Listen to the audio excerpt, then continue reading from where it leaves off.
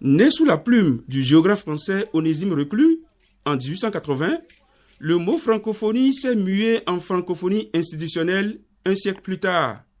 Il désignait la France et ses colonies, mais cette inspiration peu flatteuse du fait du relent colonialiste tombe dans l'oubli. Il a fallu attendre les années 60 pour voir sa renaissance sous la houlette de 4 figures de proue de l'histoire contemporaine. Les anciens présidents Léopold Sédar Senghor du Sénégal, Habib Bourguiba de la Tunisie, Amani Diori du Niger et l'ex-prince du Cambodge, Norodom Sihanouk. La plus-value de la francophonie et sa portée politique sont ainsi magnifiées. Pour l'ancien président poète et membre de l'Académie française, ce creuset n'est ni une tour, ni une cathédrale. Il se présente comme une communauté ayant en partage le français. J'ai essayé d'enseigner à mon peuple le sens de la mesure, le sens de la complémentarité, le sens du métissage culturel.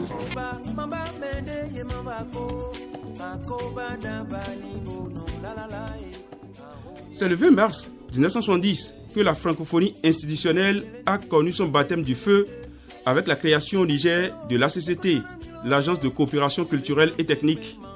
Plus d'une décennie après, elle s'offre une lucane mondiale avec le lancement de la chaîne de télévision TV5. L'autre initiative majeure portée par la famille francophone est la création d'un poste de secrétaire général.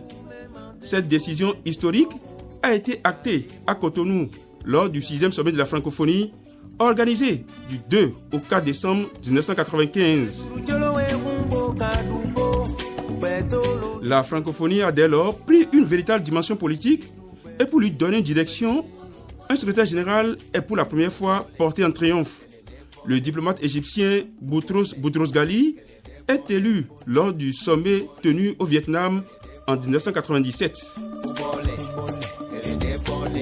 Investi de la mission de renforcer la cohérence des actions et la voie politique de la francophonie, il a pleinement joué son rôle de porte-parole politique et de représentant officiel de la francophonie au niveau international. La valse des secrétaires généraux à la tête de l'EIF n'a pas rompu cette dynamique. L'Organisation internationale de la francophonie brasse un vaste chantier pour l'épanouissement de cette grande communauté. Cela va de la gouvernance démocratique à la prévention des conflits, en passant par le numérique et la valorisation du capital humain. Le Bénin était très récemment le centre d'éclosion de l'initiative Vivre ensemble. Que le Bénin fait une fois encore figure de précurseur, puisqu'il est le premier État à s'approprier sur le plan national de cette initiative pour en faire une composante à part entière de sa stratégie jeunesse. L'actuel secrétaire général de l'EIF, la Rwandaise Louise Mushikiwabo, qui est venue à la succession de Michael Jean au sommet d'Erevan en 2018, nourrit elle aussi de grandes ambitions pour cette organisation vieille déjà de 50 ans.